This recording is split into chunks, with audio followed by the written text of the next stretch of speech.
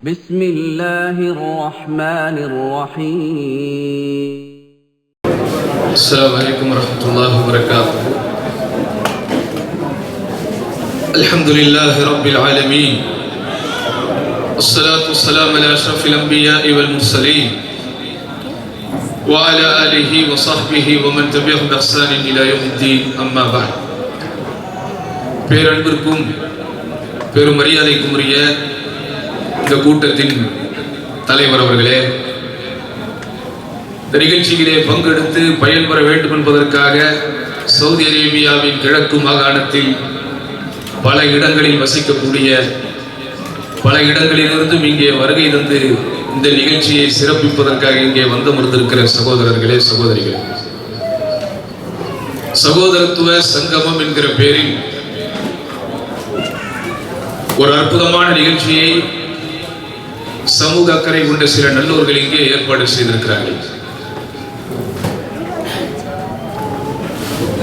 இந்த நிகழ்ச்சியினுடைய காரணத்தை பற்றி இங்கே வருகை தந்திருப்பவர்கள் புரிந்துதான் அமர்ந்திருப்பீர்கள் என்று நாங்கள் நம்புகிறோம். நாம் என்னதான் புலம்பெயர்ந்து கடல் கடந்து நம்முடைய ஊர் உறவு எல்லாவற்றையும் விட்டுவிட்டு இங்கே உழைப்பு தேடி உழைப்புக்காக வருகை தந்திருந்தாலும் இந்த தமிழ் என்கிற மொழி நம்மை இணைக்கிறது. நாம் அனைவருமே ஒருதாய் மக்கள் என்கிற உணர்வு நமக்கிடையிலே மேலோங்க வேண்டும் என்பதற்காகவும் இப்போது நாம் வாழ்ந்து கொண்டிருக்கிற அரசியல் சூழல் என்பது குறிப்பாக இந்தியா போன்ற நாடுகளில் மதமாச்சரியங்களும் மனமாச்சரியங்களும் மலிந்துவிட்ட ஒரு காலத்தில் வாழ்ந்து கொண்டிருக்கிறோம். ஆதலால் நாம் எங்கோ ஒரு இடத்திலே பிறந்து வளர்ந்து எங்கோ ஒரு இடத்தில் நம்முடைய ஆரம்ப கல்வியை எல்லாம் முடித்து இங்கே நாம் பொருளாதாரம் தேடி வந்திருந்தாலும் நாம் இருப்பது ஒரு சவுதி அரேபியா என்கிற இஸ்லாமிய நாடு. ஆதலால் அந்த இஸ்லாம் என்கிற மார்க்கத்தை பற்றி அறிந்து கொள்வது என்பது ஒரு தார்மீக கடமையாக இங்கிருப்பவர்களுக்கு இருக்கிறது. அதனால் தான் இப்போது நடைபெறுகிற இந்த நிகழ்ச்சியை பற்றி நீங்கள் புரிந்து கொள்ள வேண்டும். இது இந்த அரசாங்கத்தின் அங்கீகாரத்தோடு, இந்த அரசாங்கத்தால் அங்கீகரிக்கப்பட்டிருக்கிற ஒரு சென்டர் ஊடாக நடத்தப்படுகின்ற ஒரு நிகழ்ச்சி. என்னடா நம்ம எல்லாம் தமிழர்கள் என்று சொல்லி, தமிழ் கலாச்சாரம் என்று சொல்லி, தமிழ் பண்பாடு என்று சொல்லி ஒன்று சேர்த்து விட்டு இஸ்லாம் என்கிற பேரிலே இவர்களுடைய மதத்தை திணிக்க பார்க்கிறார்களே என்று நீங்கள் யாரும் நினைக்க முடியாது. மதத்தை எல்லாம் அவ்வளவு சீக்கிரம் யாரும் திணிச்சிட முடியாது. முடியுமா? மதத்தை திணிக்க முடியுமா? ஒரு குறிப்பிட்ட சினிமா நடிகர்களுக்கு ரசிகராக இருப்பவனையே என்ன செஞ்சிட முடியாது, நம்மளால அவ்வளவு சீக்கிரம் மாத்திர முடியாது. என்னதான் நம்ம நாடு வளர்ந்த நாடுன்னு பேசிக்கிட்டு, வளர்ந்த நாடுன்னு சொல்ல முடியாது, நம்ம ரொம்ப நாளா வளர்ந்துகிட்டே இருக்கிற நாடு தான். இருந்தாலும் நம்ம தமிழகத்தை பொறுத்தவரை, தென்னிந்தியாவை பொறுத்தவரை படிப்பிலே முன்னேறிவிட்டோம், கல்வியிலே முன்னேறிவிட்டோம். எங்களிடத்தில் அவ்வளவு மருத்துவக் கல்லூரி இருக்கிறது, அவ்வளவு பன்னாட்டு விமான நிலையங்கள் இருக்கிறது. டாடா போன்ற பெரும் பெரும் பண முதலாளிகள் எல்லாம் எங்களிடத்திலே வந்துதான் தங்களுடைய முதலீடுகளை போட விரும்புகிறார்கள். சிங்கப்பூர், மலேசியா, ஐரோப்பிய நாடுகள் எல்லாம் தமிழகத்தினுடைய வாணிக வாசல்களுக்காக காத்திருக்கிறது என்று ஒரு பக்கம் நாம் பெருமை பேசிக் கொண்டிருந்தாலும், இன்னும் நம்முடைய நாட்டு மக்கள் தங்களுடைய தலைவர்களை தரையில் தேடுவதை விட்டுவிட்டு எங்கதான் தேடிக்கிட்டு இருக்காங்க? திரையில் தான் தேடிக்கொண்டிருக்கிறார். இத்தனை ஆண்டு காலம் இவர் சினிமா படங்களிலே நடிக்கும் போது இந்த மக்களுக்கு என்ன கருத்துக்களை சொல்லியிருக்கிறார், எப்படிப்பட்ட ஒழுக்கத்தை போதித்திருக்கிறார், தன்னுடைய தனிப்பட்ட வாழ்க்கையில் என்ன ஒழுக்கத்தை கடைபிடித்திருக்கிறார், இந்த நாட்டு மக்களுக்கு அவர் செய்திருக்கிற சேவை என்ன, அவர் சம்பாதித்திருக்கிற பணத்தை கருப்பாக வாங்கினாரா, வெள்ளையாக வாங்கினாரா, தன்னுடைய ரசிகர் மன்றத்தை வைத்து எத்தனை ஏழைகளுக்கு உதவி செய்தார், எவ்வளவு கல்வி ஸ்தாபனங்களை உருவாக்கினார், எவ்வளவு மருத்துவமனைகளை கட்டினார், அவர் தமிழ் சார்ந்த, இலக்கியம் சார்ந்த, இன்னும் பிற சமூகம் சார்ந்த அவருடைய அக்கறைகள் எப்படி இருந்தது, நாட்டையே கொந்தளிக்கிற நாட்டையே இரண்டாக்கிற கலவரங்கள் நடக்கும் போது அவர் சொன்ன கருத்துக்கள் என்ன, எதை பற்றியும் பார்ப்பதற்கு இன்றைய மக்கள் தயாராக இல்லை. நான் விரும்புகிற ஒரு திரைப்பிரபலம் திரை நட்சத்திரம் கட்சி ஆரம்பித்து விட்டானா உடனே அவரை தலைவர் என்று கத்துவதற்கு நான் தயார் என்கிற நிலையில் தான் எல்லோரும் இன்றைக்கு பெரும்பாலும் இருந்து கொண்டிருக்கிறார்கள். குறிப்பிட்ட ஒரு வார கால இடைவெளியில் அல்லது 10 நாட்கள் இடைவெளியில் பல்லாயிரக்கணக்கான மக்கள் ஒரு சினிமா நடிகனுக்காக கூடுகின்ற ஒரு காலகட்டத்தில் தான் இருக்கிறோம் சகோதரர்கள். அதனால யாரையும் என்ன செஞ்சிட முடியாது, அவ்வளவு சீக்கிரம் எந்த விஷயத்தையும் யார் மீதும் திணித்து விட முடியாது. இது ஒரு பரஸ்பர கருத்து பரிமாற்றம், பரஸ்பர சிந்தனை பரிமாற்றம். நாம் எல்லாம் தேசத்தால் இந்தியர்கள், மொழியால் தமிழர்கள், இனத்தால் திராவிடர்கள் என்று கூட சொல்லிக் கொள்கிறோம். இப்படியெல்லாம் ஒருபுறம் இருந்தாலும் மதம் என்று வரும்போது, மார்க்கம் என்று வரும்போது என்னை நான் முஸ்லீம் என்றும், உங்களில் சிலர் உங்களை இந்துக்கள் என்றும், உங்களில் சிலர் உங்களை கிறிஸ்தவர்கள் என்றும் அடையாளப்படுத்திக் கொள்கிறோம் அல்லது அறிமுகப்படுத்திக் கொள்கிறோம். இஸ்லாம் என்கிற இந்த மார்க்கம் நாங்கள் ஏற்றது. எதனால் ஏற்றோம்? அந்த இஸ்லாம் என்கிற மார்க்கத்திலே என்ன இருக்கிறது அப்படிங்கிற சில விஷயங்களை இந்த சகோதரத்துவ சங்கம நிகழ்ச்சியிலே சந்தோஷத்தோடு பகிர்ந்து கொள்வதற்காக வருகை இருந்திருக்கிற ஏற்பாடு செய்யப்பட்டிருக்கிற ஒரு நிகழ்ச்சி தான் இது என்பதை இங்கே வருகை இருந்திருக்கிற நண்பர்கள் புரிந்து கொள்ள வேண்டும். இஸ்லாம் என்கிற இந்த மார்க்கத்திலே என்ன இருக்கிறது? அதனுடைய அடிப்படை ஓரிரை கடவுள் கொள்கை. அதனுடைய சங்கநாதம் சமத்துவம் என்கிற சமமாக எல்லோரையும் மதிக்கிற பண்பாடு. அதையும் சார்த்தி அல்லது அதையும் தாண்டி இந்த இஸ்லாத்தை பற்றி அறிமுகப்படுத்தப்பட வேண்டுமானால் அல்லது சில செய்திகளை சொல்ல வேண்டுமானால் அதனுடைய அடிப்படைகள் ஒழுக்கம் பேண் என்பதில் ஆரம்பிக்கிறது. ஒழுக்கம் பேண் என்றால் என்ன? உடல் சார்ந்த ஒழுக்கம் மட்டுமல்ல, நீங்கள் சொன்னால் ஆச்சரியப்படுவீர்கள், குடல் சார்ந்த ஒழுக்கத்தை கூட இஸ்லாம் போதிக்கிறது. குர்ஆனுடைய ஒரு வசனம் இப்படி சொல்கிறது, யா அய்யுஹன் நாஸ், மனிதர்களே, குலு மிம்மா ஃபில் அர்தி ஹலாலன் தய்யிபா, பூமியில் உங்களுக்கு அனுமதிக்கப்பட்ட ஹலாலான நல்லவற்றை மட்டுமே சாப்பிடுங்கள். ஹலால் என்கிற வார்த்தை பிரயோகத்தை சில உணவகங்களுடைய வாசல்களில் நீங்கள் பார்த்திருப்பீர்கள். அது முஸ்லிம்கள் மட்டும் சாப்பிடுவதற்குண்டான அடையாள முத்திரை என்று கூட நீங்கள் நினைத்திருப்பீர்கள். ஆனால் அதனுடைய கருத்து அப்படி அல்ல. உண்மையாலுமே ஹலால் என்கிற வார்த்தைக்கு அர்த்தம் என்ன? இது அனுமதிக்கப்பட்டது, இது தூய்மையானது என்கிற ஒரு அர்த்தத்தை பிறருக்கு தருவதற்காகத்தான் இந்த வார்த்தை. இஸ்லாம் என்கிற இந்த மார்க்கம் அதனுடைய அடிப்படையை ஆரம்பத்தில் எங்கே வைத்திருக்கிறது என்றால் ஒழுக்கத்தை பேண் என்கிற அந்த அறிவுரையில் வைத்திருக்கிறது. ஒழுக்கம் என்றால் எப்படி? பார்வையை தாழ்த்து, கற்பை காத்துக்கொள், மது அருந்தாதே, சூது ஆடாதே, பிறன்மனை நோக்காதே என்று எதையெல்லாம் பொதுவாக மக்கள் தத்துவங்களாக, அறிவுரைகளாக, அறவுரைகளாக, உபதேசங்களாக பிறருக்கு சொல்வார்களோ அதை தான் இஸ்லாம் என்கிற இந்த மார்க்கம் குர்ஆனில் அர்த்தங்களாக, வசனங்களாக, அமுத மொழிகளாக வைத்திருக்கிறது. திருமறை குர்ஆன், லா தக்ரபு ஸினா, விபச்சாரத்தின் பக்கத்தில் கூட நீங்கள் நெருங்காதீர்கள், ஆரம்பத்தில் இருந்தே உங்களுடைய கற்பை பாதுகாத்துக் கொள்ளுங்கள். இறை தூதரே, இறை நம்பிக்கை கொண்ட ஆண்களுக்கும் பெண்களுக்கும் சொல்லுங்கள், அவர்கள் தங்கள் பார்வைகளை தாழ்த்திக் கொள்ளட்டும், அவர்கள் தங்களுடைய கற்புகளை காத்துக் கொள்ளட்டும். இப்படி இஸ்லாம் என்கிற இந்த மார்க்கம் எதெல்லாம் இந்த உலகத்தினுடைய தத்துவங்கள் ஒழுக்கம் என்கிற விஷயத்தில் அறிவுரைகளாக சொல்வார்களோ அவைகள் அத்தனையும் இது மார்க்கத்தின் செய்திகளாக தன்னகத்தை கொண்டிருக்கிறது. அடுத்து இஸ்லாம் என்ன சொல்கிறது? பிறர் நலம் நாடு. பிறர் நலம் என்றால் என்ன? பெற்றோர் மட்டுமல்லாமல் மற்றவர் நலனும் சேர்த்து நாடப்பட வேண்டும் என்று சொல்கிறது. மற்றவர்கள் என்றால் யார்? அது பெற்றோர்களாக இருக்கலாம், உன்னுடைய மனைவி மக்களாக இருக்கலாம், உனக்கு பிறந்த வாரிசுகளாக இருக்கலாம், அனாதைகளாக இருக்கலாம், ஏன் வழிபோக்கர்களாக கூட இருக்கலாம். திருமறை குர்ஆனுடைய வசனம், வஅபுதுல்லாஹ் வலா துஷ்ரிகு பிஹி ஷைஆ, அல்லாஹ்வை நீங்கள் வணங்குங்கள், அந்த அல்லாஹ்வுக்கு யாதொன்றையும் இணையாக்காதீர்கள். வபில் வாலிதைனி இஹ்சானா, பெற்றோர்களுக்கு நல்லுபகாரம் செய்யுங்கள். எந்த அளவுக்கு அந்த பெற்றோர்களுக்கு நீங்கள் நல்லுபகாரம் செய்ய வேண்டும் என்றால், அவர்களில் இருவரோ அல்லது இருவரில் ஒருவரோ உங்களோடு வாழுகிற போது வயோதிகத்தை அடைந்து விட்டால் அந்த இருவர்களையும் நீங்கள் நல்ல முறையிலே பேணிக் கொள்ளுங்கள். அவர்களை வெறுத்து ஒதுக்கி விடாதீர்கள், விரட்டி விடாதீர்கள். கண்ணியமான, மரியாதையான, பவியமான வார்த்தைகளை அவர்களிடத்திலே பேசுங்கள். பணிவு என்னும் ரெக்கை அவர்களுக்காக தாக்குங்கள். என் இறைவா, நாங்கள் சிறு பிள்ளைகளாக இருக்கும் போது எங்களை பராமரித்து வளர்த்ததை போலவே எங்கள் பெற்றோர் மீது இறைவா நீ பேரிரக்கம் காட்டுவாயாக என்று பிரார்த்தனையும் செய்யுங்கள். அடுத்து இஸ்லாம் என்ன சொல்லுகிறது? உங்கள் மனைவி மக்களை நல்ல முறையில் பார்த்துக் கொள்ளுங்கள். குறிப்பாக உன்னிடத்தில் அமானிதமாக ஒப்படைக்கப்பட்டிருக்கிற உன் மனைவி, வஆஷிரூஹுன்ன பில் மஅரூஃப், அவர்களிடத்திலே நல்ல முறையில் நடந்து கொள்ளுங்கள்.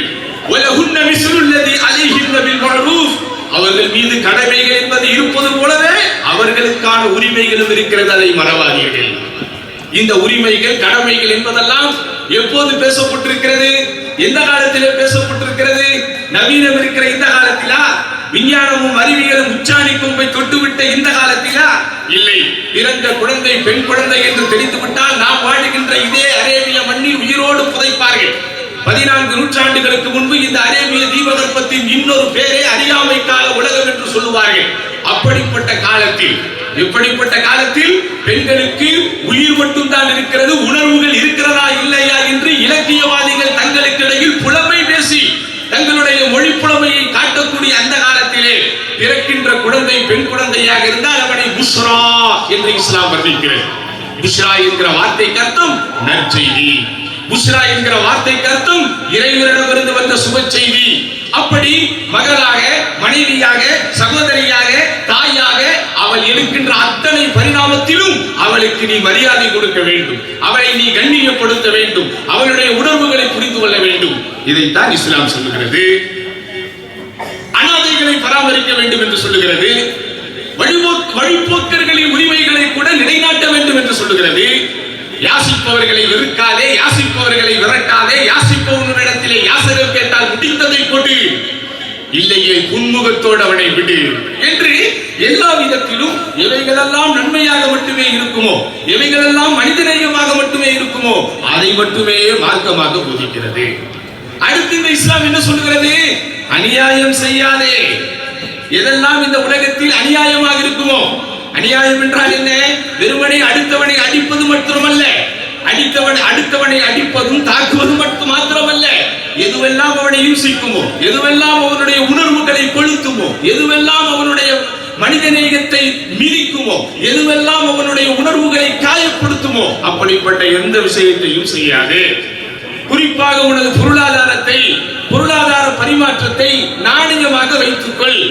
ஆமாம் சகோதரர்களே, ஹலால் என்கிற வார்த்தையை எப்படி நீங்கள் கேள்விப்பட்டிருப்பீர்களோ அதற்கு ஆப்போசிட்டாக, அதற்கு எதிர்மறையாக இன்னொரு வார்த்தை இருக்கிறது. அதற்கு பேர் தான் ஹராம். இந்த அரேபிய நாட்டிலே நீங்கள் இருப்பதனால் இந்த வார்த்தையை அடிப்பதற்கு கூட நீங்கள் செயல்படுத்திருப்பீர்கள். ஹராம் என்றால் தடை செய்யப்பட்டது, தடை செய்யப்பட்ட பொருளாதாரம். அது திருடுதலாக இருக்கலாம், ஏமாற்றுவதாக இருக்கலாம், பொய் பேசி வியாபாரம் செய்வதாக இருக்கலாம், அடுத்தவர்கள் சொத்தை அபகரிப்பதாக இருக்கலாம், வட்டி வாங்குவதாக கூட இருக்கலாம். இன்றைக்கெல்லாம் உலக பொருளாதாரத்தில் முக்கியமான ஒரு இடத்திலே வட்டி வந்து உட்கார்ந்து இருக்கிறது. ஆனால் வட்டியை தடை செய்யக்கூடிய ஒரு ஆன்மீக சித்தாந்தத்தை நீங்கள் கேள்விப்பட்டிருப்பீர்களா? வட்டியை தடை செய்கிற மார்க்கமாக இஸ்லாம் இருக்கிறது. ஏன்? வட்டி ஒரு சாராரை கொழுக்க வைக்கிறது, மறு சாராரை அது இழுக்க வைக்கிறது.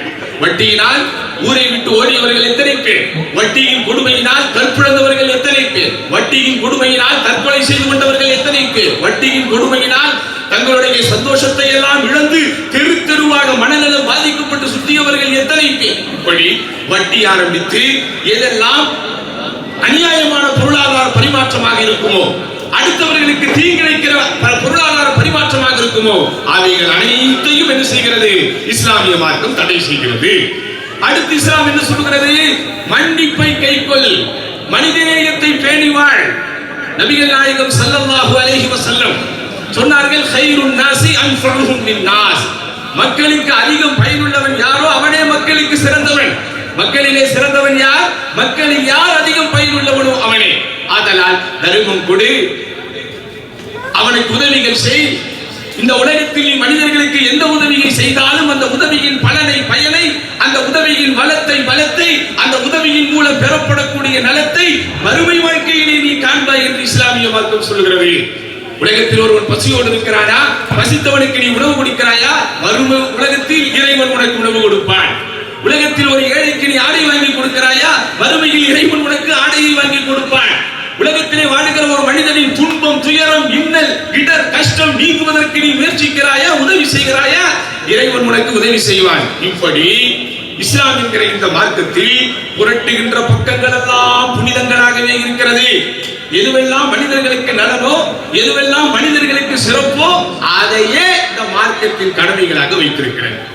ஆனால் இந்த மீடியாக்கள் என்ன சொல்கிறது? இந்த மீடியாக்கள் இன்றைக்கு எப்படியெல்லாம் இஸ்லாம் என்கிற மார்க்கத்தை பற்றி பிரச்சாரம் செய்கிறது? இஸ்லாமா அவன் தீவிரவாதி, முஸ்லிமா அவன் பயங்கரவாதி, முஸ்லிமா அவன் பிற்போக்குவாதி, அவன் அடிப்படைவாதி, உலகத்தோடு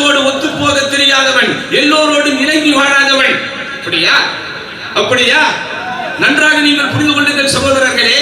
இஸ்லாம் என்கிற இந்த மார்க்கம் தோன்றியது 14 நூற்றாண்டுகளுக்கு முன்பல்ல.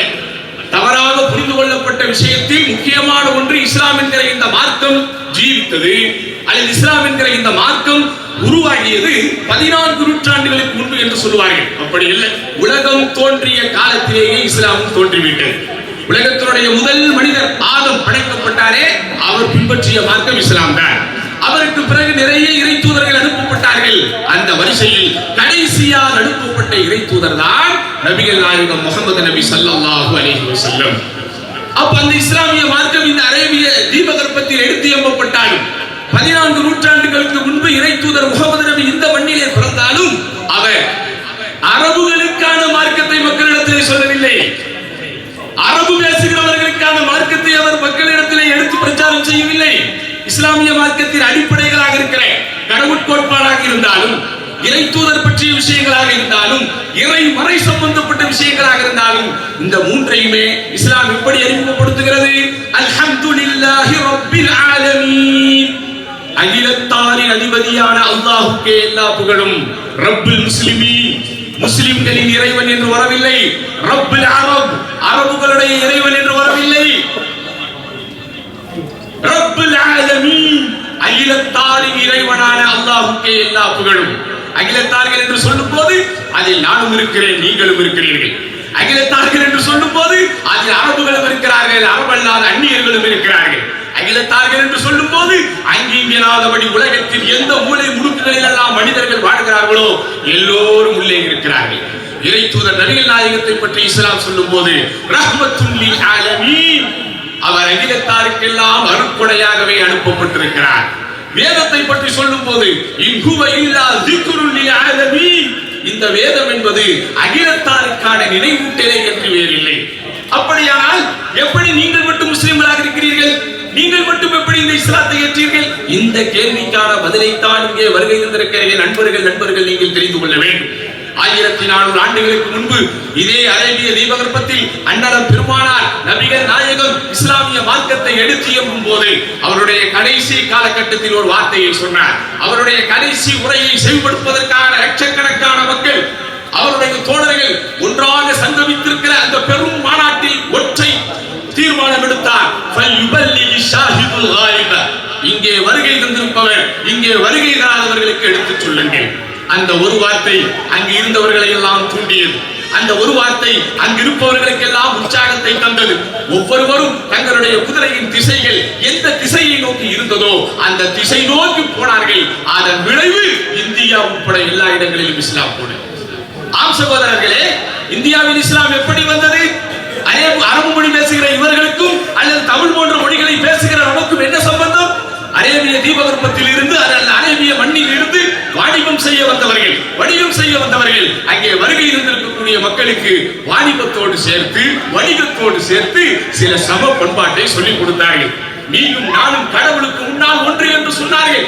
அதுவரைக்கும் ஒரு குறிப்பிட்ட வர்க்கம் தனக்கு கீழே இருக்கிற எல்லாரையும் ஆட்டி படைத்துக் கொண்டிருக்கும் போது, தொட்டால் தீட்டு, பட்டால் பாவம் என்று தள்ளி வைத்திருந்த போது, நான் மட்டுமே மேலோன், நீங்கள் எல்லோரும் கீழோன் என்கிற அந்த பாகுபாடை பார்த்துக் கொண்டிருந்த போது, இந்தியாவில் மாத்திரமல்ல இதே அரபுலகத்திலும் அந்த பாகுபாடுகள் இருந்தது. அரபுகள் தங்களை அரபுகள் என்றார்கள், அரபல்லாத எல்லாரையும் அஜமிகள் என்றார்கள். பாரசீகர்கள் தங்களை கடவுளின் பிள்ளைகள் என்றார்கள், மற்றவர்களை எல்லாம் அவர்கள் சபிக்கப்பட்டவர்கள் என்றார்கள். ரோமர்கள் எங்களுடைய உடலிலே கடவுளின் ரத்தம் ஓடுகிறது, உங்களிடத்தில் எல்லாம் அந்நிய ரத்தம் ஓடுகிறது என்றார்கள். இப்படி உலகத்தில் இருக்கிற எல்லா பெரும் பெரும் கலாச்சாரமும், உலகத்தில் இருக்கிற எல்லா பெரும் பெரும் சமூகமும் தன்னை தாண்டி மற்றவர்கள் எல்லோரையும் குறையுள்ள படைப்பாகவே பார்த்தார்கள். தன்னை தாண்டி மற்ற எல்லோரையும் குறையான ஒரு ஜீவிதமாகவே பார்த்தார்கள். ஆனால் இஸ்லாம் மட்டும்தான் குல்லுக்கும் மின் ஆதம், நீங்கள் அனைவருமே ஆதத்தின் பிள்ளைகள் என்று சொன்னது. பிறப்பால் யாருக்கும் வேறுபாடு இல்லை, கூறுபாடு இல்லை என்று சொன்னது. லா ஃபர்க பைன அரபியின் வலா அஜமியின், ஒரு அரேபியனுக்கோ அரேபி அல்லாதவனுக்கோ எந்த பாகுபாடும் எந்த வித்தியாசமும் இல்லை என்று சொன்னது. ஆஹா, இவ்வளவு காலம் இங்கே வாழ்கிறோம், நாட்டிலே பிறந்து வாழ்கிறோம், பன்னெடுங்காலமாக பரம்பரையாக இருக்கிறோம். ஆனால் என்னை யாருமே சகோதரா இங்கே வா என்று கட்டி தருவதற்கு தயாராக இல்லை. ஆனால் ஏதோ ஒரு மண்ணிலே பிறந்தவன், ஏதோ ஒரு மொழி பேசுபவன் இங்கே வந்து சகோதரனை போல் என்னை கட்டி தழுவுகிறானே, சமதர்மத்தை போதிக்கிறானே, நீயும் நானும் ஒன்று என்று சொல்லுகிறானே, நீயும் நானும் கடவுளால் படைக்கப்பட்ட ஒரே படைப்பு என்று சொல்லுகிறானே, பிறப்பிலே ஏற்றத்தாழ்வு இல்லை என்று சொல்லுகிறானே என்கிற அந்த சமதர்ம கோட்பாடு, அந்த சமத்துவ கோட்பாடு, அந்த தீண்டாமையற்ற செயல்கள் நம்முடைய முன்னோர்களை ஈர்த்தது. அதன் விளைவு அவர்கள் முஸ்லிம்கள். இதுதான் உங்களுக்கு நமக்கு இடையிலே உள்ள வித்தியாசம். அப்படி அன்பார்ந்தவர்களே, இஸ்லாம் எப்படி ஒழுக்கத்தை பேண சொல்கிறதோ, பிறர்களுடைய உணர்வை மதிக்க சொல்கிறதோ, பிறருக்கு உதவிக்கரம் நீட்ட சொல்கிறதோ, மனிதநேயத்தை கடைபிடிக்க சொல்கிறதோ, அதே போன்று இஸ்லாம் மிக முக்கியமாக சொல்லக்கூடிய விஷயம் மனிதர்கள் அனைவரும் சமம் என்று சொல்லுகிறது. ஒன்றே குலம் என்று சொல்லுகிறது. யா அய்யுஹன் நாஸ் இன்னா ஹலக்னாகும் மின் ஸக்கரின் வ உன்ஸா. மனிதர்களே, ஓ மனிதர்களே, உங்கள் அனைவரையும் நான் ஒரு ஆண் ஒரு பெண்ணில் இருந்துதான் படைத்தேன் என்கிறது. அப்ப உங்களுக்கு இடையில் மொழி வேறுபாடு எதனால்? உங்களுக்கு இடையில் குல வேறுபாடு எதனால்? உங்களுக்கு இடையில் இன வேறுபாடு எதனால்? வஜஅல்னாகும் ஷுஊபன் வ கபாயில லிதஅரஃபு. உங்களில் ஒருவரை ஒருவர் அறிந்து கொள்வதற்காகத்தான் உங்களை பல கிளையினர்களாக, பல கோத்திரங்களாக, பல மொழி பேசுபவர்களாக, அல்லது பல இனத்தை சார்ந்தவர்களாக, அல்லது பல தேசத்திலே பிறந்தவர்களாக மாற்றி வைத்திருக்கிறோம். கொஞ்சம் சிந்தித்து பாருங்கள். இந்த அரங்கிற்குள் இருக்கிற 500 பேரும் ஒரே முகச்சாயல், இந்த அரங்கிற்குள் இருக்கிற 500 பேரும் ஒரே உயரம், இந்த அரங்கிற்கு இருக்கிற 500 பேரும் ஒரே இடை என்றால் நான் யார் நீங்கள் யார் என்பதை புரிந்து கொள்ள முடியுமா? நான் வேறு நீ வேறு என்பதை இனங்காண முடியுமா? அப்போ மனிதன் ஒருவரை ஒருவன் அறிந்து கொள்வதற்காகத்தான் உங்களுக்கிடையில் கிளைகளாகவும் கோத்திரங்களாகவும் வித்தியாசப்படுத்தியிருக்கிறோமே தவிர இன் அக்ரமக்கும் இன்தல்லாஹி அத்காக்கும், நிச்சயமாக உங்களில் மேம்பட்டவர் இறைவனிடத்திலே யார் அதிக எண்ணியத்திற்குரியவராக இருக்கிறாரோ, உங்களில் யார் இறைவனை அதிகம் அஞ்சுகிறாரோ அவர்தான் உங்களில் சிறந்தவர் என்று சொல்லி அனைவரும் சமம் என்று போதிக்கிறார். எப்படி பிறப்பால் சமம் என்கிறது, வழிபாட்டு உரிமை அனைவருக்கும் என்கிறது, வழிபாட்டை வழிநடத்துகின்ற உரிமை அனைவருக்கும் என்கிறது. குறிப்பிட்ட குலத்திலே பிறந்தவர்கள், குறிப்பிட்ட இனத்திலே பிறந்தவர்கள் மட்டும்தான் ஆன்மீகத்திற்கான வழியை மக்களுக்கு காட்ட வேண்டும் என்று அல்ல. அன்பார்ந்தவர்களே, நாங்கள் எல்லாம் அதாவது இறையியல் கல்லூரியிலே படித்தவர்கள், ஆன்மீக கல்லூரியிலே படித்தவர்கள். அரபு மொழி என்பது அல் குர்ஆனுடைய மொழி என்பதனால் அந்த மொழியை படித்தவர்கள் தான் இஸ்லாமிய மார்க்கத்தில் மதகுருமார்களாக இருக்க முடியும். மதகுருமார்கள் என்றால் என்ன? மனிதர்களுக்கும் இறைவனுக்கும் இடையில் இடைத்தரகர்களாக அவர்கள் இருப்பதில்லை. மனிதர்கள் தங்களுடைய தேவைகளை இறைவனிடத்திலே போய் சொல்வதற்கு பூஜை புனஸ்காரங்கள் செய்வதில்லை. எல்லோரும் இறைவனை வணங்குவதற்காக பள்ளிவாசல்கள் வருகிறோம். அந்த பள்ளிவாசலில் முன்னாடி நின்று வழி நடத்துகிறார். அந்த தொழுகையை நடத்தும் போது அவர் ஓத வேண்டும், அழகிய முறையில் தவறில்லாமல் ஓத வேண்டும். அந்த தொழுகையின் சட்டங்களை தெரிந்திருக்க வேண்டும். பின்னாடி வரக்கூடிய மக்களுக்கு வரக்கூடிய ஐயங்களுக்கு விளக்கம் தரக்கூடிய அளவிற்கு இந்த மார்க்கத்தினுடைய அறிவு ஞானத்தை கற்றுணர்ந்திருக்க வேண்டும். இப்படி யார் கற்பாரோ, அந்த துறையில் யார் படித்து பட்டம் பெறுவாரோ அவரை தான் இஸ்லாமிய சமூக மக்கள் தங்களுடைய வழிபாட்டின் தலைவர்களாக அல்லது மதகுருமார்களாக ஏற்றுக்கொள்வார்கள். இங்கேதான் நீங்கள் புரிந்து கொள்ள வேண்டும், இந்த மதகுரு என்கிற இந்த பதவியை யார் வேண்டாலும் பெறலாம். எந்த குக்கிராமத்திலே பிறந்தவரும் பெறலாம். சமூகத்தில் தீண்டத்தகாதவர் என்று வஞ்சிக்கப்பட்ட ஒரு குலத்திலே பிறந்தவராக இருந்தாலும் பெறலாம். அந்த துறையில் அவர் படித்தால் போதும், அவ்வளவுதான். இப்படி பிறப்பால் அனைவருக்கும் சமம், வழிபாட்டு உரிமை அனைவருக்கும் இருக்கிறது, வழிபாட்டை வழிநடத்துகின்ற உரிமை அனைவருக்கும் இருக்கிறது. இதை செயல்முறைப்படுத்தி காட்டக்கூடிய விதத்தில் இரண்டார்ந்த சகோதரர்களே, இறைத்தூதர் நபிகள் நாயகத்தினுடைய வரலாற்றை படித்து பார்த்தால் உங்களுக்கு தெரியும். இதே அரேபிய மண்ணில் மக்கா நகரில் தான் நபிகள் நாயகம் பிறக்கிறார். 40 வயதில் நபியாக அவர் அறிமுகப்படுத்தப்படுகிறார். சுமார் 13 ஆண்டு காலம் தொடர் பிரச்சாரம் செய்கிறார். சொந்த மக்களே அவரை விரட்டுகிறார்கள். அதுவரைக்கும் அவர் மீது சொல்லனா மரியாதை வைத்திருந்தவர்கள், அதுவரைக்கும் அவர் மீது பெரும் கண்டிக்கப்பட்டவர்கள், படைத்தவன் இறைவன் ஒருவன் தான் என்கிற அந்த கொள்கையை சொல்ல ஆரம்பிக்கும் போது இதே அரேபிய மண்ணில் அவருக்கு கிடைத்ததெல்லாம் அடியும் உதயும். 13 ஆண்டு கால தொடர் பிரச்சாரத்திற்கு பிறகு இந்த மக்கள் அவரை ஏற்க மறுக்கிறார்கள் என்கிற பெரும் பிரச்சனைக்கு பிறகு இறைவனுடைய வழிகாட்டுதலோடு மக்கா என்கிற நாட்டிலிருந்து அல்லது மண்ணில் இருந்து அவர் இடம்பெயர்ந்து மதீனா என்கிற நகருக்குள் போகிறார். பிற்காலத்தில் மக்கா மதீனா உட்பட அரேபிய தீபகற்பமே ஒன்றாகி அரேபிய சாம்ராஜ்யம் உருவானது, அது வேறு கதை. ஆனால் 14 நூற்றாண்டுகளுக்கு முன்பு இறைத்தூதர் முகமது நபி இந்த மண்ணிலே தன்னுடைய பிரச்சாரத்தை துவங்குகிற போது அவருக்கு கிடைத்தது எதிர்ப்புதான். இதே அரபு மக்களால் அவர் சொல்லனா துயரங்களை அடைந்திருக்கிறார், பல கஷ்டங்களை அனுபவித்திருக்கிறார், பல அடிமதிகளுக்கு ஆளாயிருக்கிறார், அவருடைய தோழர்கள் பல பேரை பறி கொடுத்திருக்கிறார். இப்படிப்பட்ட நேரத்திலே இறைத்தூதர் நபிகள் நாயகம் அவர் சுமார் 20 ஆண்டு கால பிரச்சாரத்திற்கு பிறகு அல்லது 22 ஆண்டு கால பிரச்சாரத்திற்கு பிறகு மிகப்பெரிய வெற்றியை பெற்று இந்த மக்கா மாநகரும் அவருடைய அதிகாரத்திற்கு கீழ் வருகிறது.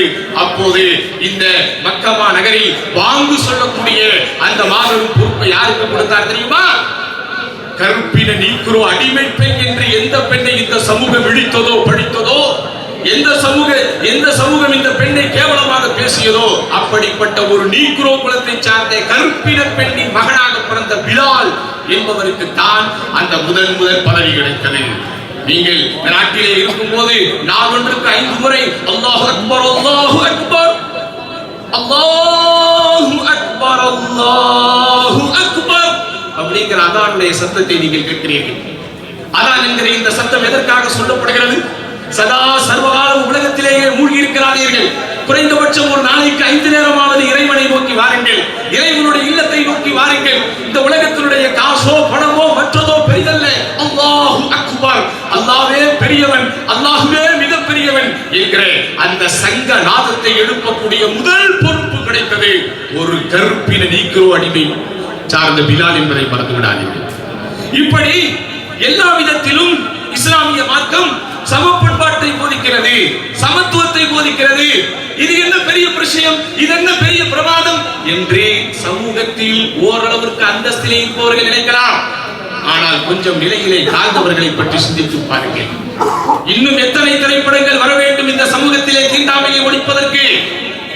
இன்னும் எத்தனை புரட்சியாளர்கள் உதிக்க வேண்டும் இந்த சமூகத்திலே தீண்டாமையை ஒழிப்பதற்கு? இன்னும் எத்தனை அரசியல் கட்சிகள் வர வேண்டும் இந்த சமூகத்திலே இரட்டை குவளைகள் முறையை ஒழிப்பதற்கு? எதுவுமே பிராக்டிகலா ஒழிக்காது, எதுவுமே பிராக்டிகலா ஒழிக்காது. சமீபத்திலே நீங்கள் ஒரு காணொலியை கேட்டிருக்கலாம். ஒரு பிரபல்யமான மதத்தை சார்ந்த ஒரு மிகப்பெரிய பிரபல்யமான ஒரு பிரச்சாரகர், அவர் மதம் மாறினாலும் சாதி ஒழிப்பு இதுவரைக்கும் பிராக்டிகலாக இல்லை என்பதை பகிரங்கமாக ஒப்புக்கொண்டார். ஒரு குறிப்பிட்ட மதத்திலே தாழ்ந்த மக்கள் யாரும் தாழ்ந்த மக்கள் அல்ல, தாழ்த்தப்பட்ட மக்கள். அப்படிதான் நம்ம யாரையும் மனிதர்களை தாழ்ந்தவர்கள் என்று சொல்ல முடியாது. சில குறிப்பிட்ட ஆதிக்க சக்தியால் அரசியல் காரணங்களுக்காக வேண்டுமென்றே அவர்கள் தாழ்த்தப்படுகிறார்கள், வேண்டுமென்றே ஒடுக்கப்படுகிறார்கள். இப்படி ஒடுக்கப்பட்ட தாழ்த்தப்பட்ட சமூகத்திலே சார்ந்தவர்கள் அவர்கள் பகிரங்கமாக இன்னொரு மாற்று மதத்தை அவர்கள் கருதினாலும் அந்த மதத்தில் அவர்களுக்கு என்ன அடையாளம் இருந்ததோ அதே அடையாளம் தான் இந்த வந்த மதத்திற்குள்ளும் அவருக்கு இருக்கிறது. ஆனால் இஸ்லாம் என்கிற இந்த மார்க்கத்திற்குள் வந்தவர்கள் தீண்டாமையில் இருந்து முற்றிலுமாக பாதுகாப்பை பெறுகிறார்கள். 4 நூற்றாண்டுகளுக்கு முன்பு, 3 நூற்றாண்டுகளுக்கு முன்பு என்னுடைய தாத்தாவோ என்னுடைய தாத்தாவின் தாத்தாவோ இஸ்லாத்தை ஏற்றிருப்பார். அவர் எந்த வர்ணத்திலே பிறந்தார் எங்களுக்கு தெரியாது, அவர் எந்த சாதியிலே பிறந்தார் எங்களுக்கு தெரியாது, அவர் எந்த குலத்திலே இருந்தார் எங்களுக்கு தெரியாது. இஸ்லாம் என்கிற அந்த மார்க்கத்தை ஏற்றுக்கொண்டால், இஸ்லாம் என்கிற அந்த கொள்கையை ஏற்றுக்கொண்டால் எல்லோரும் படைத்தவர்களுக்கு முன்னால் சமமாகிறார். அது எப்படி சாத்தியப்படுகிறது? அதுதான் கேள்வி. அது சாத்தியப்படுத்துவதற்கு இஸ்லாம் என்ன தத்துவத்தை தன்னகத்தே கொண்டிருக்கிறது? அதுதான் கேள்வி. அந்த கேள்விக்கான பதிலைத்தான் இங்கே வருகை தந்திருப்பவர்கள் நீங்கள் புரிந்து கொள்ள வேண்டும்.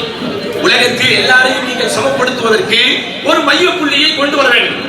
உதாரணமாக உலகத்தில் இருக்கிற எல்லோரும் மருத்துவர்களாக முடியுமா?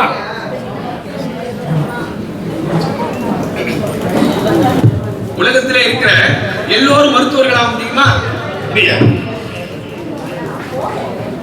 உலகத்தில் இருக்கிற எல்லாரும் மருத்துவர்களாகிவிட முடியுமா? உலகமே மருத்துவர்களாகி விட்டது, மனிதர்களுக்கு மத்தியில் பாகுபாடு என்று சொல்ல முடியாது. உலகத்தில் இருக்கிற எல்லோரும் பட்டதாரிகளாகிவிட முடியுமா? முடியாது. உலகத்தில் இருக்கிற எல்லோரும் ஒரே நிறத்திலே இருக்க முடியுமா? முடியாது. உலகத்தில் இருக்கிற எல்லோரும் ஒரு மொழி பேச முடியுமா? முடியாது. ஏதோ ஒரு வித்தியாசம் மனிதர்களுக்கு இடையில் இருந்து கொண்டுதான் இருக்கு. அப்போ மனிதர்களை நீங்கள் ஒற்றுமைப்படுத்த வேண்டும் என்றால், பூமியில் உள்ளவர்களை நீங்கள் ஒற்றுமைப்படுத்த வேண்டும் என்றால் முதலில் நீங்கள் நன்றாக புரிந்து கொள்ள வேண்டும். நீங்கள் வணங்கக்கூடிய இறைவன் வானத்திலே இருக்கிறானே அவனை நீங்கள் ஒருமைப்படுத்த வேண்டும். வானத்திலே இருக்கிற இறைவனை நீங்கள் ஒருமைப்படுத்த வேண்டும். பூமியில் உள்ளவர்களை உங்களால் ஒருமைப்படுத்தவே முடியாது. மனிதர்களுக்கு இடையில் ஏற்றத்தாழ்வு என்பதை விட வேறுபாடுகள், பாகுபாடுகள் இருந்து கொண்டேதான் இருக்கும். உலகம் அழியும் நாள் வரை பல மொழிகள் இந்த உலகத்திலே இருக்கும். உலகம் அழியும் நாள் வரை பல தேசங்கள் இந்த உலகத்திலே இருக்கும். உலகம் அழியும் நாள் வரை பல பிரிவுகள் இந்த உலகத்திலே இருக்கும். அப்போ உலகத்தில் இருக்கிற எல்லோரையும் நீங்கள் ஒற்றுமைப்படுத்த வேண்டும் என்றால் வானத்தில் இருக்கிற இறைவன் ஒருவனாக இருக்க வேண்டும். நாம் எல்லோரும் ஒரே இறைவனை வணங்குகிறோம் என்கிற அந்த ஒரு மைய புள்ளிக்குள் நாம் வந்துவிட்டால் உலகத்தில் இருக்கிற எல்லோரையும் நீங்கள் ஒற்றுமைப்படுத்தி விட முடியும். அதுதான் இஸ்லாமிய மக்களுக்கு மத்தியிலே உண்டான அந்த சமத்துவ பண்பாட்டுக்கு உண்டான காரணம். அதுதான் இஸ்லாம் எப்படி மனிதர்களை எல்லோரும் ஒன்றாக மதிக்க வேண்டும் என்று சொல்கிறதோ, ஒழுக்கத்தை பேண சொல்கிறதோ இவைகள் எல்லாவற்றிற்கும் மேலாக அது அடிப்படையாக கொண்டிருப்பது தௌஹீத், ஒன்னஸ் ஆஃப் காட், ஒரே இறைவனை வணங்க வேண்டும். வானத்தை பூமியை படைத்தது எல்லாம் அந்த ஒரே இறைவன். அந்த ஒரே இறைவன் என்கிற அந்த ஒற்றை கோட்பாட்டிற்குள் எல்லோரும் வந்துவிட்டால் மனிதர்களுக்கு இடையில் சமப்பண்பாடாகிவிடும். நானும் ஒரே இறைவனை வணங்குகிறேன், நீயும் ஒரே இறைவனை வணங்குகிறாய், உனக்கும் எனக்கு வித்தியாசம் இல்லை. நானும் ஒரே இறைவனை வழிபடுவதற்கு ஒரே பள்ளிவாசலுக்குள் போகிறேன், நீயும் ஒரே பள்ளிவாசலுக்குள் வருகிறாய், உனக்கும் எனக்கு வித்தியாசம் இல்லை. இந்த ஒரு அடிப்படையை தாண்டி எந்த அடிப்படையை நீங்கள் மனிதர்களை ஒற்றுமைப்படுத்துவதற்கு கொண்டு வந்தாலும் அது செயல் ரீதியாக ஒத்து வராது. சகோதரர்கள், பெரியாரை விட ஒரு பெரிய புரட்சியாளர் வேண்டுமா? அம்பேத்கரை விட ஒரு புரட்சியாளர் வேண்டுமா? சமூக நீதி கட்சியை விட சமுதாயத்திலே சமூக நீதியை உண்டு பண்ணுவதற்கு தியாகம் செய்கிற, அர்ப்பணிக்கிற ஒரு ஃபண்டமெண்டல், ஒரு அடிப்படைகளை கொண்டிருக்கிற ஒரு தளம் வேண்டுமா? ஆனா எல்லாம் சாதிக்க முடிந்ததா? சில பேர் திருத்தினார்கள், சில பேர் விளங்கினார்கள், சில பேர் புரிந்தார்களே தவிர இன்றைக்கு வரைக்கும் மனிதர்களுக்கு மத்தியிலே பாகுபாடுகள் பார்க்கப்பட்டுக் கொண்டுதான் இருக்கிறது. இன்றைக்கும் வரைக்கும் மனிதர்களுக்கு மத்தியிலே கூறுபாடுகள், வேறுபாடுகள் பார்க்கப்பட்டுக் கொண்டுதான் இருக்கிறது. காரணம், ஒரே இறைவனை எல்லோரும் சேர்ந்து வணங்குவோம் என்கிற அந்த கொள்கைக்குள் வந்தால் மாத்திரம்தான் மனிதர்களுக்கு இடையில் சம பண்பாடு வரும். அதை இறை தூதர் நபிகள் நாயகம் உருவாக்கினார். நீ ரோமர்களாக இருந்தாலும் ஒரே இறைவனை வணங்க வேண்டும், நீ பாரசீகர்களாக இருந்தாலும் ஒரே இறைவனை வணங்க வேண்டும், நீ ஒரு அபிசீனியனாக இருந்தாலும் ஒரே இறைவனை வணங்க வேண்டும், நீ ஒரு அரேபியனாக இருந்தாலும் ஒரே இறைவனை வணங்க வேண்டும். அந்த கொள்கையை சொன்னார், மக்களுக்கு தெளிவுபடுத்தினார், பல்வேறு விதமான விளக்குகளை கொடுத்தார். அதன் விளைவு அவருடைய வழியில், அவருடைய பாதையில் எல்லா இன மக்களும் ஒன்றாக சேர்ந்து அந்த ஒரே இறைவனை அல்லாஹ் அக்பர் என்று வணங்கினார்கள். இதைத்தான் சகோதரர்களை நீங்கள் புரிந்து கொள்ள வேண்டும். ஓரிரை கொள்கையைத்தான் உண்மையான ஆன்மீகம் போதிக்கிறது. ஆய்வு கண்ணோட்டத்திலே நீங்கள் இந்த உலகத்தில் பிரபல்யமான மதங்களாக எந்த மதங்கள் இருந்தாலும், எந்த மதத்தை நீங்கள் படித்து பார்த்தாலும் அந்த மதங்கள் போதிப்பது ஓர் இறைவனைத்தான், அந்த மதங்கள் போதிப்பது ஓரிரை கோட்பாட்டை தான். மற்றபடி இந்த உலகத்தில் எதையெல்லாம் மனிதர்கள் தங்களுடைய கடவுளர்களாக கற்பனை செய்து வணங்கிக் கொண்டிருக்கிறார்களோ அவைகள் எல்லாமே அவர்களுடைய சிந்தனையில் தாமாக உருவானது, அவைகள் எல்லாமே மனிதர்களுடைய கற்பனையில் உருவானது. காரணம், இறைவன் தன்னை பற்றி அறிமுகப்படுத்தும் போது குல் ஹுவல்லாஹு அஹத், நபியே சொல்லுங்கள், படைத்த இறைவன் ஒருவன், அல்லாஹு ஸமத், அவன் தேவையற்றவன், லம் யலித் வலம் யூலத், அவன் யாரையும் பிறக்கவில்லை, யாராலும் பிறக்கப்படவில்லை, வலம் யகுன் லஹு குஃபுவன் அஹத், அவனுக்கு நிகராக இணையாக எந்த ஒன்றும் இல்லை. இதுதான் மனிதர்களை ஒருமைப்படுத்தும். கடவுள் என்றால் அவன் அப்படித்தான் இருக்க வேண்டும். கடவுளுடைய மகன், கடவுளுக்கு ஒரு மகன் இருந்தால் அந்த மகன் பின்னால் கடவுளாக்கப்பட்டு விடுவான், அவனுக்கு ஒரு மகன் இருந்தால் அவனும் கடவுளாக்கப்பட்டு விடுவான். அதனால் தான் இஸ்லாம் ஓரிரை கோட்பாட்டை மிக தெளிவாக சொல்லுகிறது. கொஞ்சம் சிந்தித்து பாருங்கள். தேசத்தில் தான், நாம் வாழுகின்ற நிலத்தில் தான் மனிதர்கள் தங்களுக்கிடையில் எல்லைகளை வகுத்துக் கொள்கிறார்கள். வானத்தில் எல்லைகளை போட முடியுமா? இது இந்தியாவின் வானம், இது பாகிஸ்தானின் வானம், இது பங்களாதேஷின் வானம், இது சவுதி அரேபியாவின் வானம் என்று சொல்ல முடியுமா? பெய்கின்ற மழையை கொஞ்சம் சிந்தித்து பாருங்கள். அதற்கு பல கடவுளர்கள் இருந்தால் மழைகளை பொழிவிக்க முடியுமா? வீசுகின்ற காற்றை சிந்தித்து பாருங்கள், நட்ட வைக்கப்பட்டிருக்கக்கூடிய மலைகளை சிந்தித்து பாருங்கள். இவைகள் எல்லாவற்றுக்கும் பின்னாலும் ஒரே இறைவனை தான் நீங்கள் பார்ப்பீர்கள். அதனால் தான் இறைவனை வசனம் திருக்குர்ஆன் ஒரு கேள்வி ஒன்றை கேட்கிறது, அல்பாஹு முத்தஃபர்ரிகூன கைர், பல்வேறுபட்ட கடவுளர்கள் சிறந்தவர்களா, அல்லாஹுல் வாஹிதுல் கஹ்ஹார், அல்லது எல்லாரையும் அடக்கி ஆளக்கூடிய சக்தி பெற்ற ஒரே இறைவன் சிறந்தவனா? தரபல்லாஹு மஸலன், இறைவன் ஒரு உதாரணத்தை சொல்கிறான், உற்று நோக்கி கேளுங்கள். ரஜுலன் ஃபீஹி ஷுரகாஉன் முத்தஷாக்கிஸூன், ஒரு மனிதன் இருக்கிறான், அவனுக்கு பல்வேறுபட்ட முதலாளிகள் இருக்கிறார்கள். இன்னொரு மனிதனோ ஒரே ஒரு நபருக்கு கீழ் வேலை பார்க்கிறான். ஹல் யஸ்தவியானி மஸலா, இருவரும் உதாரணத்தால் ஒன்றாகிவிட முடியுமா? கொஞ்சம் சிந்தித்து பாருங்கள். எனக்கு ஆணையிடுவதற்கு, எனக்கு கட்டளையிடுவதற்கு, எனக்கு இன்ஸ்ட்ரக்ஷன் சொல்லுவதற்கு 10 முதலாளிகள் இருக்கிறார்கள். நான் சரியாக வேலை பார்க்க முடியுமா? அல்லது எனக்குமே ஒரே ஒரு முதலாளி இருக்கிறான், அப்படிப்பட்டவன் சரியாக வேலை பார்க்க முடியுமா? ஒரு நிறுவனத்திற்கு ஒரு மேலாளர் இருந்தால் அந்த நிறுவனம் நன்றாக நடைபெறுமா? அல்லது பல ஓனர்கள் இருந்தால் நன்றாக நடைபெறுமா? உங்களுக்கு இப்படி ஒரு சந்தேகம் வரலாம். ஏன் பார்ட்னர்ஷிப்பிலே வியாபாரங்கள் இல்லையா? பார்ட்னர்ஷிப்பிலே தொழில்முறைகள் இல்லையா? பார்ட்னர்ஷிப் என்றால் உதவிக்கவர்கள் தங்களுக்கு தங்கள் பரிமாறிக் கொள்கிறார்கள், அது மனிதர்கள். படைத்த இறைவனுக்கு உதவியாளர்கள் தேவையில்லை, படைத்த இறைவன் தான் நமக்கு உதவிகள் புரிவார். படைத்த இறைவன் தான் நமக்கு அருள்களை புரிவான். ஒரு ஸ்கூலுக்கு, ஒரு பள்ளிக்கூடத்திற்கு ஒரு முதல்வர் இருந்தால் சரியாக இருக்குமா, அல்லது 4-5 முதல்வர்கள் இருந்தால் சரியாக இருக்குமா? சிந்தித்து பாருங்கள். ஒரு தேசத்திற்கு ஒரு முதலமைச்சர் இருந்தால் சரியாக இருக்குமா, அல்லது 5-6 முதலமைச்சர்கள் இருந்தால் சரியாக இருக்குமா? சிந்தித்து பாருங்கள். அதை தான் இறைவன் கேள்வியாக கேட்கிறான். லவ் கான ஃபீஹிமா ஆலிஹத்துன் இல்லல்லாஹ் லஃபஸததா. இந்த வானங்களையும் பூமியையும் நிர்வகிக்கிற விஷயத்தில் ஒன்றுக்கும் மேற்பட்ட கடவுளர்கள் இருந்தால் இந்த வானமும் பூமியும் எப்போதோ நாசமாயிருக்கும். சிந்தித்து பாருங்கள். வானத்தை நிர்வகிக்க ஒருவன், பூமியை நிர்வகிக்க ஒருவன், காற்றுக்கு ஒருவன், கடலுக்கு ஒருவன், மலைகளுக்கு ஒருவன், பெய்கின்ற மழைகளுக்கு ஒருவன் என்று ஒவ்வொன்றுக்கும் ஒவ்வொரு கடவுளை வைத்தால் இந்த பூமி, இந்த வானம், இந்த பூமி, இந்த உலகம் சரியான முறையில் நிர்வகிக்கப்படுமா? இப்படி அடுக்கடுக்கான கேள்விகளை இஸ்லாமிய மக்கள் கேட்கிறது. பகுத்தறிவு ரீதியாக கடவுள் கொள்கையை போதிக்கிறது. ஆன்மீகம் என்று சொன்னால் பள்ளிவாசலுக்கு செல்வது மாத்திரமல்ல, ஆன்மீகம் என்று சொன்னால் தாடி தொப்பி வைத்துக் கொண்டிருப்பது மாத்திரமல்ல, ஆன்மீகம் என்றால் பகுத்தறிவோடு ஒரே இறைவனை வணங்குவது, ஆன்மீகம் என்றால் மனிதர்களுக்கு மத்தியில் ஏற்றத்தாழ்வு இல்லை என்கிற அந்த சம பண்பாட்டை உணர்வது, ஆன்மீகம் என்றால் ஒழுக்கம் பேணுவது, ஆன்மீகம் என்றால் பிறர் நலம் நாடுவது, ஆன்மீகம் என்றால் பிறருக்கு ஒத்துழைப்பது, ஆன்மீகம் என்றால் உன்னால் உனக்கோ உனக்கோ பிறருக்கோ தொல்லை துன்பங்கள் இல்லாமல் வாழ்வது.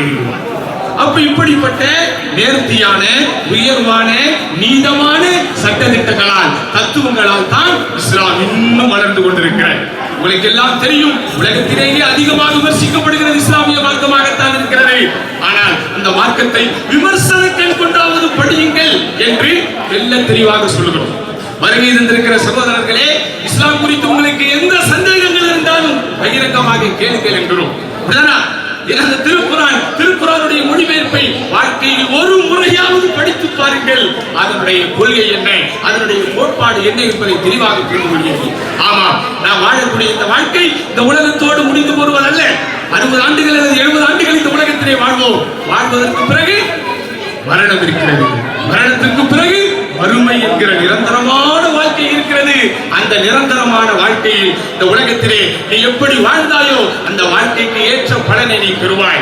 நீங்கள் நினைக்கலாம், ஏன் உலகத்தில் சட்டங்கள் இல்லையா, உலகத்திலே நீதிமன்றங்கள் இல்லையா, உலகத்திலே சிறைச்சாலைகள் இல்லையா? உங்களுக்கு தெரியும், நீதிமன்றங்களும் சிறைச்சாலைகளும் உலகத்தின் வைப்பு சட்டங்களும் எல்லோருக்கும் ஒரே மாதிரி இருப்பதில்லை. செல்வந்தருக்கும் பணக்காரனுக்கும் ஏழைக்கும் மாறி மாறித்தான் இருக்கும். அப்போ சரியான நீதி பரிபாலனம் என்பது, மிகச்சரியான நீதி தர்மம் என்பது அந்த மறு உலகத்தில் தான் இருக்கிறது என்கிற அந்த கோட்பாட்டோடு வாழக்கூடிய ஒரு வாழ்க்கை தான் இஸ்லாம்.